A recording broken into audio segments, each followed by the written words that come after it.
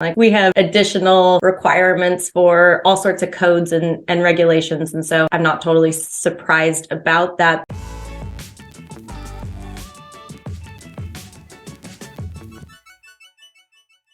I know that there are quite a few states that are not implementing this new termination. A couple things I want to dive into is, first of all, what states? I think there's like maybe 13 or so. And if you could just maybe elaborate on that so those who are in those states can have an understanding of if and how and when it'll affect them. Yeah. And so you are correct that originally when we NCARB said, okay, we're going to eliminate the rolling clock and we're going to migrate to a score validity policy. We have 55 members, right? The 55 jurisdictional licensing boards. At the time, there were 14 licensing boards that, although they accept the ARE for licensure, they have specific rules written into their state rule book. And so what that means is some of our jurisdictions simply say, we will accept the architect, examination as administered by NCARB. It's very generic language. And what it allows is if we change a policy, their jurisdiction basically automatically adopts it. And that's the majority of the jurisdictions. That was the 41. So the other 14 jurisdictions, if you go look at their rules or even their state statutes, it'll say things like, we accept the architect registration exam as administered by NCARB, and these are the policies by which we evaluate it. And so the 14 jurisdictions that have been named to date have specific rolling clock language in their rules. So what we're doing is now we're actively working with those 14 jurisdictions to say, hey, how can we help you update your rule so this is no longer in the way? And I will share quick good news. As we are recording this, we have already heard back from one of those 14 that they're like, yep, we're good to go.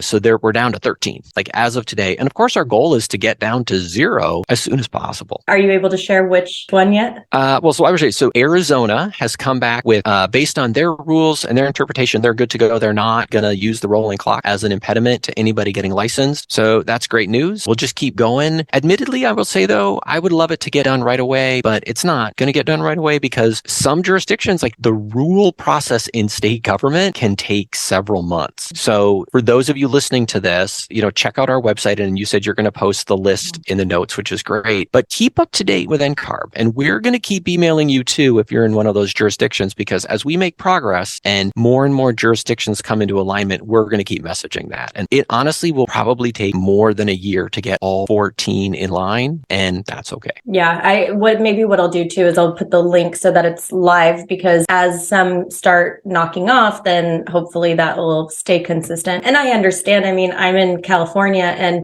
California makes up their own rules for everything. Like we have additional requirements for all sorts of codes and regulations. And so I'm not totally surprised about that. But one thing that did surprise me is I did go into the rules and regulations that California Architect Board, and I know this is specific for people in California, but I want to bring it up just so that if someone else goes onto their list, maybe it can make sense. But in the section where it did say, does California have your own rolling clock policy? It did say no. And so that was something that surprised me, is there isn't one implemented. And so I would have assumed it would have used NCARBs. Yeah. So let me clarify then. When you said you went and looked at their rules, were you on the NCARB website using our jurisdictional requirements tool? Yes, you're right. That is a clarification, because I went onto my portal and typed in my jurisdiction, and that's where it popped up. Yes. Yeah. And so because the way the portal works, and that's a great tool, the jurisdictional licensing tool is a great, I always promote, like, go check out your state rules. That is based on a survey that they responded to about 8 months ago.